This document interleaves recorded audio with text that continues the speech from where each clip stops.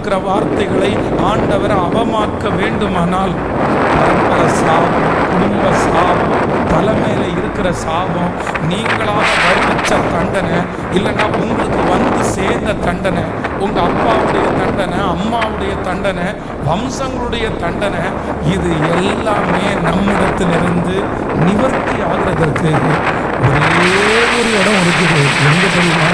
அவர் நெருங்குண்டதும் மருங்குண்டதுமான இருதயத்தை அவர் புறக்கணிக்க மாட்டார். தன்னை தாழ்த்துகிற எவனும் உயர்த்தப்படுவான். தன்னை தாழ்த்துகிற எவனும் உயர்த்தப்படுவான். தாழ்மை உள்ளவனுக்கு கர்த்தர் கிருபை அளிக்கிறார்.